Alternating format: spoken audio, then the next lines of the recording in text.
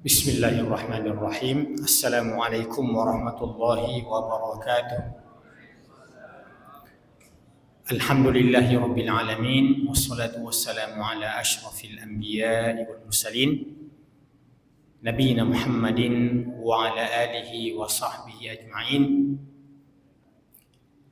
Rabbi syrah li sadri wa yassir li amri wahlul 'uqdatam min lisani yafqahu qawli. Sidang jamaah salat maghrib yang dirangkaikan dengan ta'lim maghrib sampai isya yang dirahmati oleh Allah Subhanahu wa ta'ala.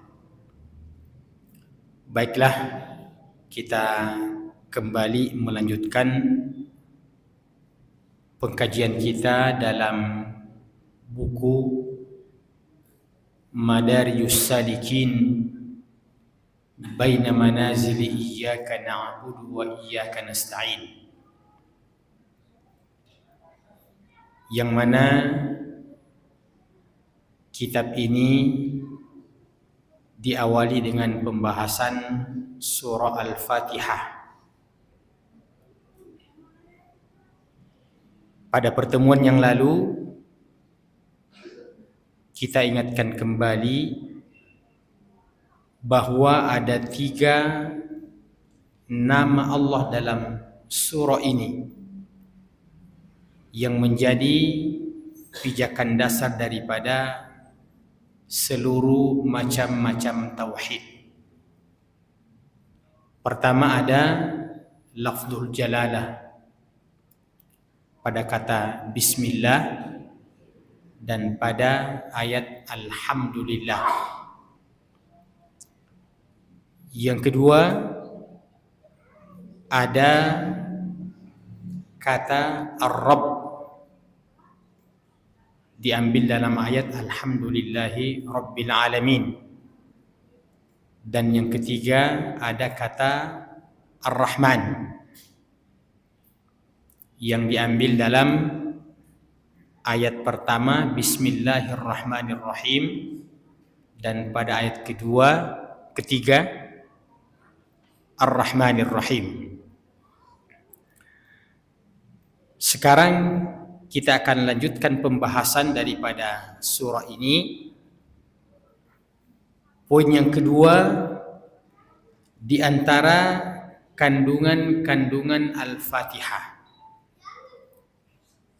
Pertama, wa tadammanat itsbatal ma'adi wa jazaa'al 'ibadi bi'a'malihim hasaniha wa sayyi'iha. Surah ini menegaskan tentang adanya hari kemudian, adanya hari kebangkitan, adanya hari kiamat. Jadi nama-nama daripada hari kiamat itu banyak sekali. Yaumul qiyamah, yaumuddin, yaumul jaza, Yaumul Ma'ad, Yaumut Talaq, itu semua nama-nama hari kiamat. Kalau ada hari pembalasan, maka demikian pula ada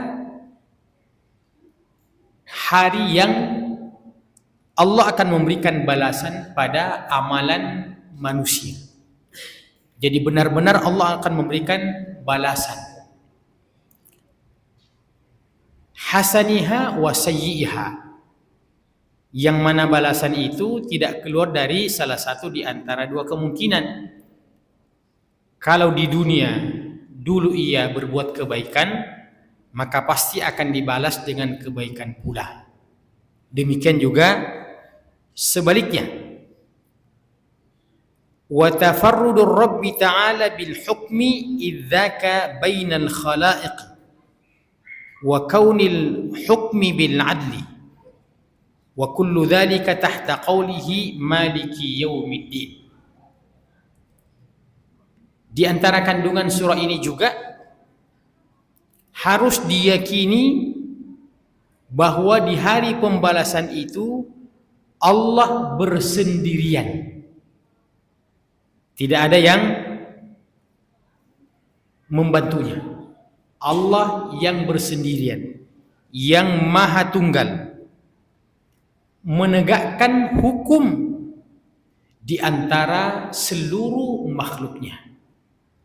Jadi Allah yang menetapkan hukum dalam menetapkan apa yang menjadi keputusan setiap hambanya, yang mana hanya ada salah satu di antara dua tempat saja, immal jannah wa imman nar.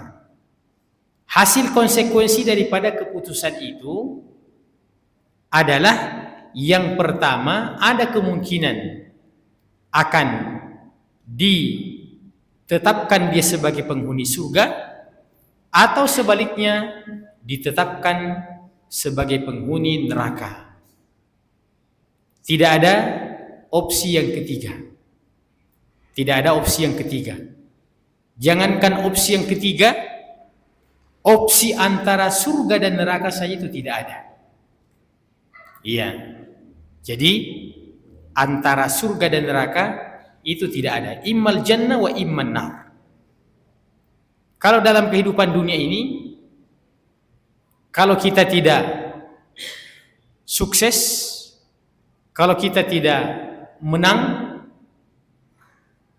itu artinya kita gagal. Tapi apakah setelah kita gagal tidak ada opsi yang lain? Masih banyak opsi yang lain. Justru dari kegagalan itu akan menjadi cambuk untuk bisa bangkit kembali. Tapi di hari kemudian kelak nanti, sekali ia sukses, maka merupakan kesuksesan yang tidak pernah lagi ada kegagalan setelahnya. Demikian pula sebaliknya, ketika ia gagal, kegagalan yang tidak akan pernah lagi ada kesuksesan setelahnya. Atau kita bahasakan, ketika ia bahagia, maka dia merupakan kebahagiaan yang abadi, yang tidak akan pernah lagi ada kesengsaraan setelahnya. Demikian juga sebaliknya, kalau dia masuk pada wilayah itu, dia merasakan kesengsaraan, dia merasakan kesempitan hidup, maka itu juga merupakan kesengsaraan yang abadi, yang tidak akan pernah lagi ada kebahagiaan setelahnya. Semua Allah sebutkan pada dua tempat itu dengan mengatakan khalidina fiha abada. Penghuni surga khalidina fiha abada, mereka kekal di dalamnya selama-lamanya. Begitu juga penghuni neraka khalidina fiha abada, mereka kekal di dalamnya selama-lamanya. Dan keputusan ini wa kaunu hukmihi bil adli, dan ayat ini atau surah ini juga menegaskan bahwa cara Allah memutuskan perkara manusia itu dengan seadil-adilnya. Jadi kalau Allah menetapkan seseorang penghuni neraka, itu karena keadilan Allah Subhanahu wa taala, tidak sedikit pun Allah membalimi. Beda dalam kehidupan dunia ini. Ketika manusia memutuskan, umpamanya hakim, maka hakim adalah manusia biasa yang bisa memiliki sifat subjektif. Maka ketika ia menetapkan hukum itu, menyelesaikan perkara itu, bisa menyelesaikan perkara itu, memenangkan satu pihak dan menjadikan yang lain kalah, bisa itu juga kalau hakimnya adalah hakim yang takut kepada Allah, yang meyakini adanya hari pembalasan. Tapi bisa juga ia menetapkan keputusan itu karena ketidakadilannya. Adapun di hari kemudian kelak nanti, maka segala keputusan Allah berdasarkan keadilan. Semua yang kita sebutkan tadi ini semuanya tersimpul dalam ayat Maliki Yaumiddin. Maliki Yaumiddin, dialah Allah yang memiliki, merajai, menguasai hari pembalasan. Selanjutnya di antara kandungan surah Al-Fatihah, wa tadammanat itsbatan nubuwati min jihatin adidah. Surah Al-Fatihah ini juga secara tersirat menetapkan bahwa Allah pasti pernah mengirim utusan-utusan dari kalangan para nabi dan rasul. Surah ini juga di antara kandungannya menetapkan bahwa Allah pernah mengutus utusan para nabi dan para rasul ke semua umat manusia. Baik, ini dapat dilihat dari beberapa aspek. Pertama, kaunuhu rabbal alamin, fala yaliqu bihi an yatruka ibadahu sudan hamalan la yu'arrifuhum ma yanfa'uhum fi ma'ashihim wa ma'adihim wa ma yadurruhum fihima. Aspek yang pertama, bahwa kedudukan Allah sebagai Rabbul Alamin, yaitu sebagai pemelihara, pengatur seluruh alam semesta ini. Itu diambil dari kata Rabbil Alamin. Maka kalau Allah sebagai Rabbul Alamin, pemelihara seluruh alam semesta ini, pengatur seluruh alam semesta ini, la yaliqu bihi an yatruka ibadahu sudan wa hamlan. Tidak mungkin Allah Subhanahu wa taala membiarkan hambanya itu dalam keadaan bingung dia mau kemana. Itu namanya bingung dan sesat. Iya. Ketika orang itu tidak tahu kemana mau arahnya, padahal sebenarnya dia mau untuk sampai pada satu tempat tujuan, tapi betul-betul dia tidak tahu arahnya. Saya mau kemana ini? Mau ke timur, mau ke barat? Maka karena Allah sebagai Rabbul Alamin, tidak mungkin Allah membiarkan hambanya itu dalam keadaan bingung sendirian, la yu'arrifuhum ma yanfa'uhum fi ma'ashim wa ma'adihim wa ma yadurruhum fihima. Tidak mungkin Allah tidak memperkenalkan kepada hambanya itu apa yang dapat membawa manfaat dalam kehidupan mereka, demikian pula apa yang dapat membawa manfaat dalam kehidupan ukhrawi mereka. Jadi pertama, tidak mungkin Allah membiarkan hambanya itu tidak memperkenalkan apa yang bermanfaat dalam kehidupan duniawi dan yang bermanfaat dalam kehidupan ukhrawi. Wa ma yadurruhum fiha. Demikian pula tidak mungkin Allah membiarkan hambanya tidak memperkenalkan apa yang bisa memberikan mudarat dan bahaya bagi mereka dalam kehidupan dunia dan dalam kehidupan ukhrawi. Jadi pasti Allah akan memperkenalkan kepada setiap makhluknya itu bahwa kalau kamu mengerjakan ini akan mendapatkan manfaat yang seperti ini. Kalau kamu melanggar ini, kamu akan mendapatkan bahaya dan mudarat yang seperti ini. Itu diyakini di antara kandungan surah Al-Fatihah. Kalau seandainya Allah tidak memperkenalkan apa yang bermanfaat bagi mereka dan apa yang membahayakan bagi mereka, fahada hatmun lirrububiyah, itu artinya memberikan sebuah kedudukan yang tidak pantas, atau ini adalah bentuk penyimpangan dalam rububiyah Allah Subhanahu wa ta'ala. Kalau Allah tidak melakukan itu, berarti Allah tidak tepat namanya Rabbun.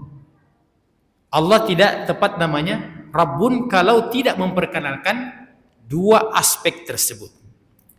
Wa nisbatur Rabbi ta'ala ila ma la yaliqu bihi, ataupun kalau tetap menempatkan dan memposisikan Allah sebagai Rabbun, akan tetapi pada posisi yang tidak tepat, yang tidak pas, ya. Wa ma qadaruhu haqqa qadrihi, tidak menempatkan Allah sebagai Rabb sebagaimana yang mestinya. Masih berkaitan dengan kandungan Al-Fatihah, di antaranya penetapan bahwa Allah mengutus para nabi dan para rasul. Aspek yang kedua diambil dari akhduha min ismillahi wa huwal ma'luhul ma'budu wa la sabila lil ibadi ila ma'rifati ibadihi illa min tariqi rusulihi. Kedua, diambil dari nama lafzul jalalah tadi, yaitu kalimat Allah, yang mana Allah itu berasal dari al-ma'luhu al-ma'budu. Allah itu diantara maknanya adalah yang diibadahi dan yang disembah, yang diibadahi dan yang disembah.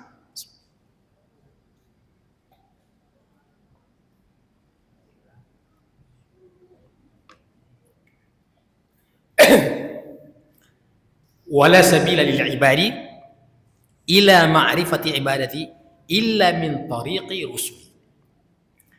Dan tidak ada jalan bagi kita sebagai hamba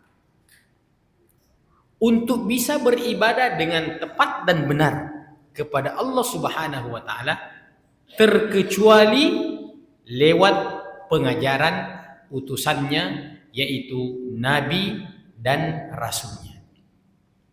Ya. Kan Allah telah menjadikan dirinya sebagai gaib dalam pandangan hambanya. Iya. Allah tidak memperlihatkan wujudnya dan dirinya. Allah tidak langsung mengajarkan kepada kita secara langsung dengan memperlihatkan wujudnya, mencontohkan. Tapi Allah cukup mengirim nabinya dan rasulnya. Allah berfirman, "Wa ma khalaqatul jinna wal insa illa liya'budun." Aku tidak menciptakan jin dan manusia terkecuali untuk beribadah. Nah, bagaimana cara beribadah yang benar? Tentu lewat jalan rasulnya. Kemudian penetapan kenabian dari aspek yang ketiga diambil dari kata Ar-Rahman. Diambil dari kata Ar-Rahman. Bismillahirrahmanirrahim atau Ar-Rahmanirrahim pada ayat yang ketiga. Fa inna rahmatahu tamna'u ihmala ibadihi. Dan sesungguhnya rahmat dan kasih sayangnya, ya, menghalangi untuk ia menyia-nyiakan hambanya.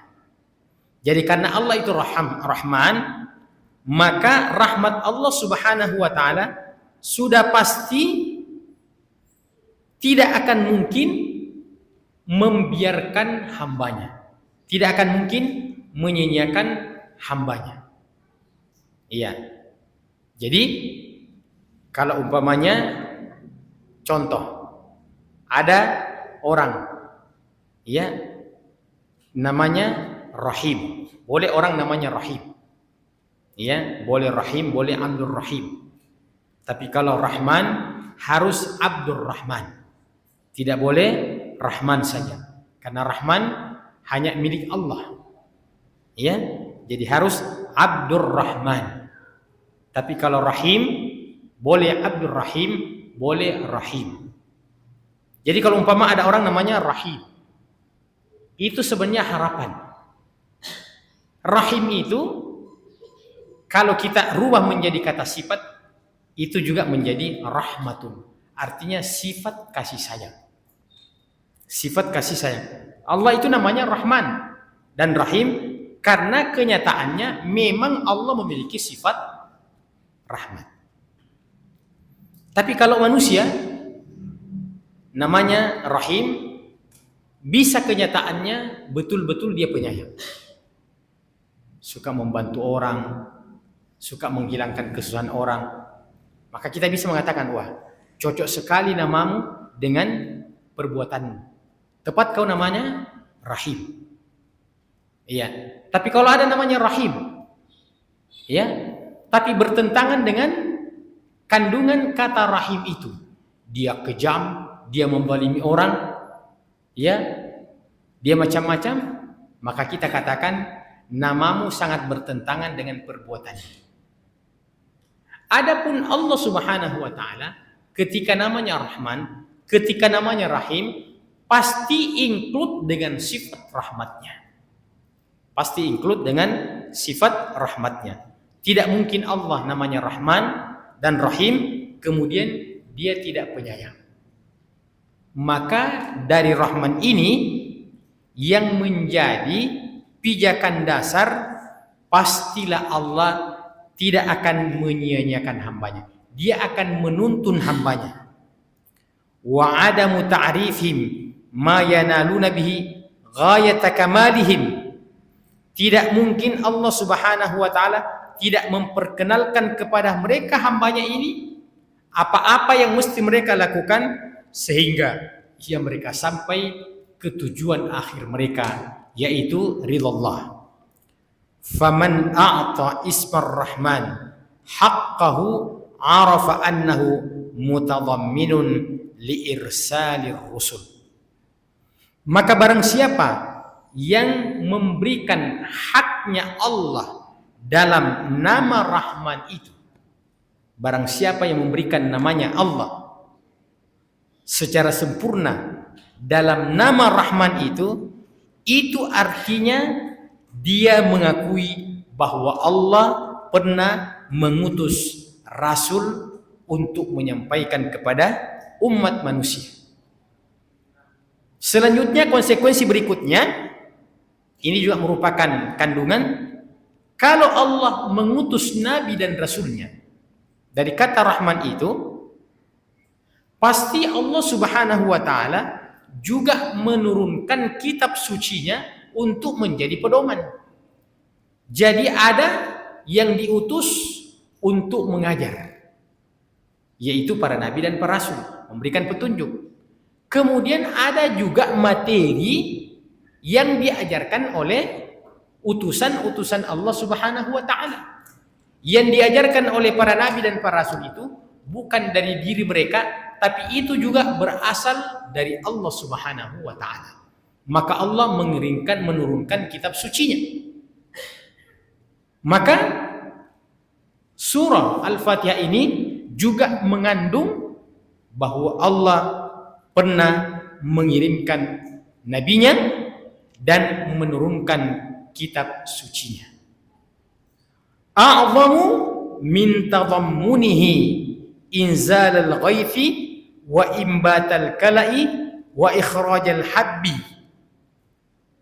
Diturunkannya kitab suci ini sebagai pedoman agar manusia bisa hidup bahagia dunia dan akhirat. Itu kandungan kitab suci yang Allah turunkan itu bagi kita Al-Qur'anul Karim itu jauh lebih besar kandungannya dibandingkan dengan manfaat air hujan ketika menyirami permukaan bumi ini.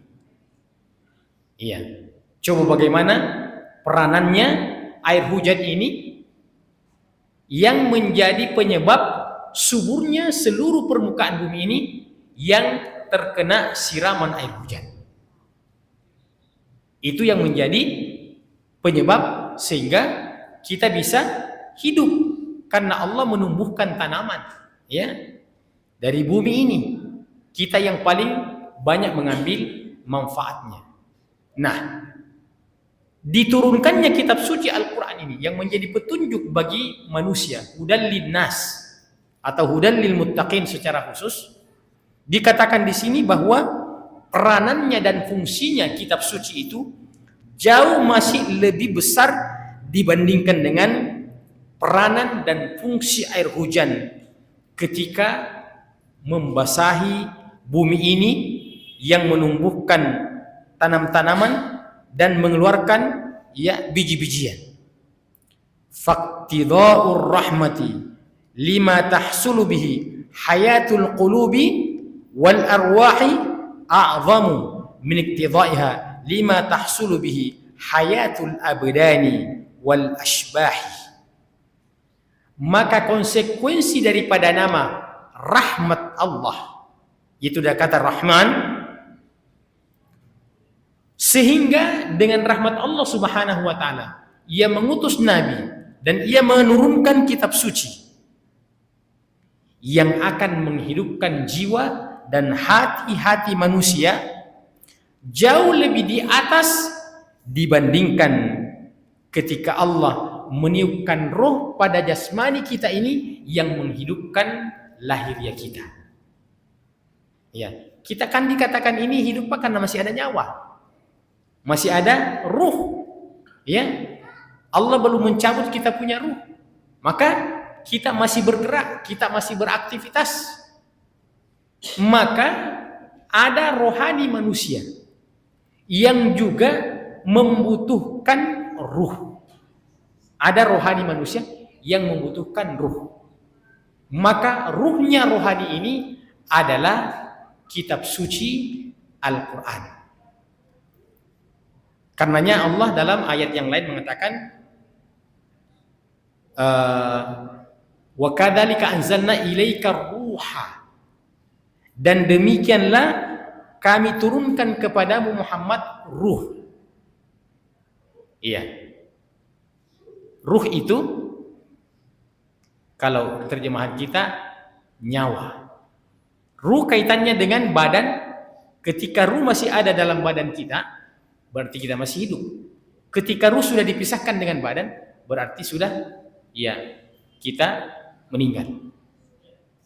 Maka ketika Allah mengatakan wa kadzalika anzalna ilaika ruhan, dan demikianlah kami turunkan kepadamu Muhammad ruh, maksudnya ruh di sini bukan ruh yang berkaitan dengan badan dan jasmani kita, akan tetapi ruh itu maksudnya Al-Quran, kitab suci. Maksudnya adalah kitab suci Al-Quran. Jadi Allah menurunkan kepada Nabi ruh, dan maksudnya adalah Al-Quran.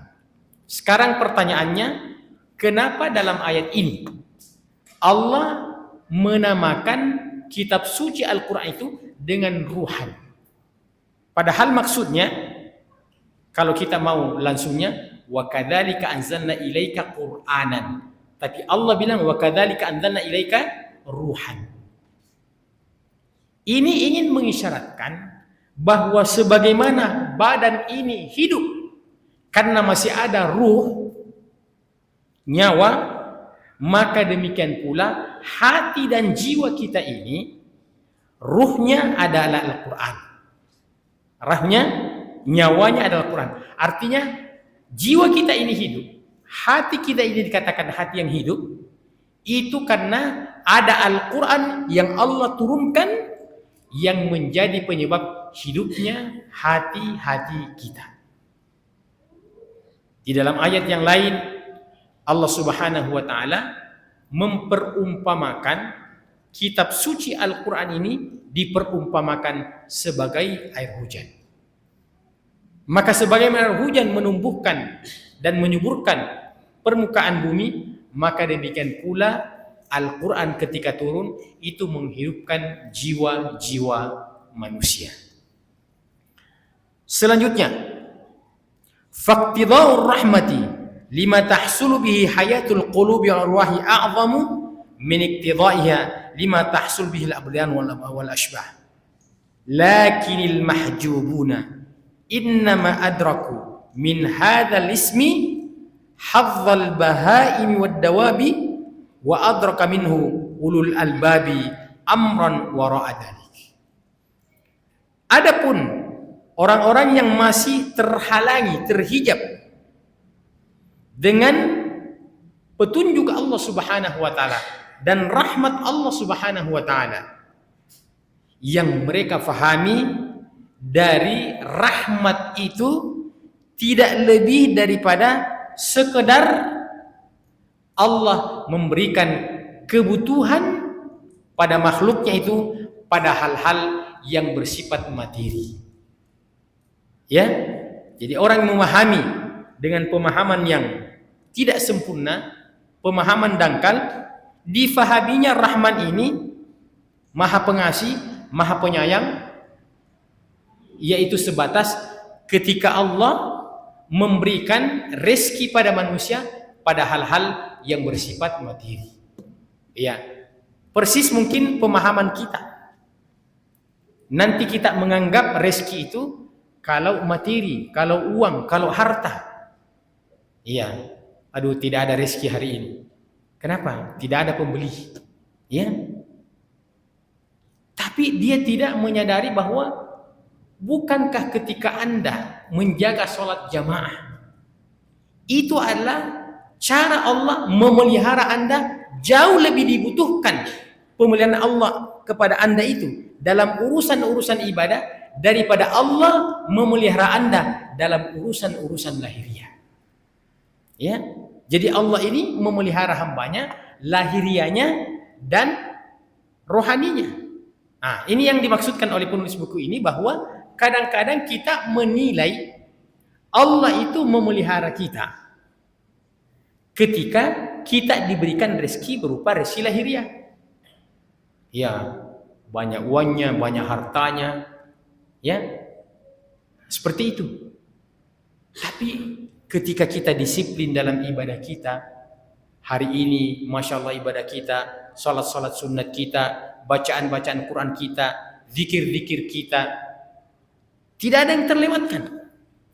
Itu adalah bentuk pemeliharaan Allah Subhanahu wa taala yang lebih spesial, melebihi pemeliharaan Allah pada hambanya dalam hal-hal yang bersifat lahiriah. Maka seperti yang sering saya katakan, semua yang namanya manusia itu pasti tahu bagaimana dia cara hidup. Ya, pasti tahu bagaimana cara hidup. Apakah orang itu berpendidikan atau orang awam, semua Allah berikan kehidupan. Ya, bukan cuma orang berilmu yang bisa hidup.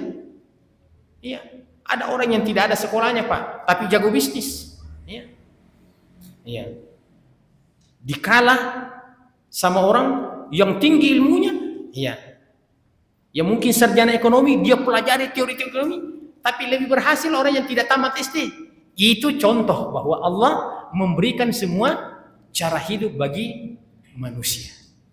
Tapi tidak semua Allah berikan yang namanya petunjuk hidayah yang sifatnya spesial itu. Itulah yang sering saya ulang-ulang di tempat ini. Dia bisa saja menyeberangi lautan, bisa saja dia mendaki gunung, ya, bisa saja dia terbang kemana saja dia bisa. Satu-satunya yang tidak bisa adalah pergi ke masjid. Ya, kan biasa banyak orang begitu, Pak. Kemana saja, pokoknya, ayo kita mau kemana? Ayo siap, mau kemana saja? Ke warung kopi, ayo kita warung kopi. Ke Pantai Losari, kita Pantai Losari. Ke masjid, dulu mikir. Itu menunjukkan bahwasanya petunjuk hidayah itu kalau kita dapatkan itu sebuah anugerah dari Allah Subhanahu wa taala, sebuah rahmat yang terbesar melebihi ketika Allah memberikan kita rezeki yang sifatnya ya berupa materi. Materi juga kita butuhkan, tapi yang terutama adalah ihdinas siratal mustaqim. Tunjuki kami jalan yang lurus. Kemudian selanjutnya jamaah sekalian, masih berkaitan dengan ditegaskannya bahwa surah ini menetapkan sisi kenabian. Poin yang keempat, min dzikri yaumiddin. Dalam surah ini ada ayat maliki yaumiddin. Dialah Allah yang menguasai hari pembalasan. Fa innahu al-yaumul ladzi yudinullahu al-ibada fihi bi a'malihim fayuthibum 'alal khairat. Jadi karena Allah mengatakan maliki yaumiddin, dialah yang memiliki hari pembalasan. Artinya yaumuddin, hari pembalasan itu hari yang Allah balas kepada seluruh hambanya tanpa ada satu pun yang luput. Ya, namanya membalas, memberikan haknya orang, Pak, memberikan haknya orang. Iya. Kalau sesama makhluk ini kadang-kadang karena kelemahan kita masih ada yang terluput, kita kasih haknya. Ayo sini semua saya kasih gajinya, kita kasih semuanya. Iya. Oh, hari ini hanya sebegini saja, besok lagi. Ya, maka orang itu merasa tidak terpenuhi haknya. Adapun Allah pada hari pembalasan itu tidak ada yang terluput.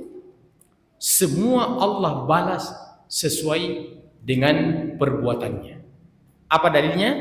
Faman ya'mal mithqala dzarratin khairan yara wa man ya'mal mithqala dzarratin syarran yara. Siapa melakukan dzarrah, ya, sebiji atom, ya. Atom itu ya lebih kecil lagi daripada debu, tidak kelihatan. Iya. Artinya irisan yang terkecil, pecahan yang terkecil dari sebuah benda yang mungkin nanti bisa kita lihat ketika menggunakan ya alat mikroskop dan yang semacamnya. Jadi Allah tidak mengatakan faman ya'mal mithqala rimal. Rimal itu pasir, Pak. Barang siapa yang melakukan kebaikan sebesar sebiji pasir, karena pasir itu, satu biji pasir itu masih lebih besar, Pak. Masih besar itu kalau sebiji pasir. Masih bisa kita hancur-hancurkan itu sebiji pasir. Bagian terkecilnya jadi biji-biji pasir itu yang tidak bisa lagi kita lihat, Allah bilang dzarrah, itu dzarrah. Kenapa? Menunjukkan saking adilnya Allah Subhanahu wa taala sehingga tidak ada yang disia-siakan. Ya. Kalau kita kan dalam jamu ambil ini, sisa-sisa mami. Ya, halalkan ini. Itu di hari kemudian faman ya'mal mithqala dzarratin khairan yara wa may ya'mal mithqala dzarratin syarran yara. Wa yu'aqibuhum 'alal ma'asi was-sayyi'at. Allah balas kebaikan dengan kebaikan dan Allah balas keburukan dengan hukuman. Wa ma kana Allahu liyu'adzib ahadan qabla iqamatil hujjati 'alaihi. Dan Allah tidak mungkin akan menghukum dan mengazab seorang hamba sebelum disampaikan kepadanya hujjah dan dalil. Tidak mungkin. Allah bilang wa ma kunna mu'adzibina hatta nab'atha rasula. Tidak mungkin kami menghukum dan mengazab seorang hamba sampai kami mengutus seorang rasul sebelumnya. Tidak mungkin, Pak. Jadi memang begitu namanya aturan. Kalau ada aturan yang mau diterapkan, itu harus ada sosialisasi dulu. Ini aturannya begini-begini. Nah, harus ada sosialisasi, harus ada penyampaian. Iya. Kalau dilanggar ini hukumannya bahaya. Nah, seperti itu. Iya. Tapi kalau Anda taat, ini balasannya. Maka Allah mengatakan tidak mungkin Allah akan menjatuhkan hukuman pada seorang hamba sampai Allah mengirim seorang rasul untuk menyampaikan hujjah-hujjah tersebut. Mungkin Anda bilang, berarti kita sekarang ini tidak tidak mendapatkan hukuman karena kita tidak pernah ketemu dengan rasul. Iya. Nah, rasul itu harus sampai kepada orang, setelah itu dia langgar baru dihukum. Nah, bagaimana kita? Itulah fungsinya ulama, kata Nabi, wal ulama warathul anbiya. Ulama itu adalah merupakan pelanjut dan pewaris daripada Nabi sallallahu alaihi wasallam. Dan ulama ini ada kriterianya. Selama dia menyampaikan qala Allah wa qala Rasul, dia sampaikan secara lurus-lurus, objektif, bukan karena kepentingan sehingga dia melenceng ke kanan dan melenceng ke kiri, itu tidak masuk. Yang Nabi akui adalah al-ulama ar-rabbani, ulama yang takut kepada Allah Subhanahu wa taala. Yang Allah katakan innama yakhsyallaha min ibadihil ulama'u. Sesungguhnya di antara hamba-hamba Allah yang takut kepada Allah itu adalah ulama. Adalah ulama yang takut kepada Allah, yang tidak mungkin dia akan merubah fakta dalam kehidupan ini. Dia akan membenarkan yang benar sesuai dengan dalil, dan dia akan membatilkan yang batil sesuai dengan dalil. Iya, Allahumma arinal haqqa haqqan warzuqna ittiba'ah wa arinal batila batilan warzuqna ijtinabah. Iya, sedikit lagi. Wal hujjatu innama qamat bi rusuli wa kutubi.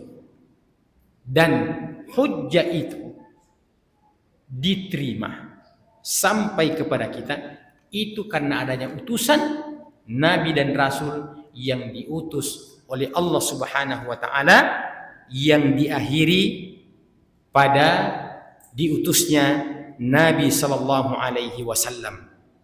Setelah itu jamaah sekalian, sampai hujjah, sampai penjelasan kepada kita, barulah setelah itu mereka akan mendapatkan balasan yang baik atau balasan yang buruk, dan akan diantar orang-orang yang baik itu ke dalam surga, dan akan digiring masuk ke dalam neraka orang-orang yang jahat.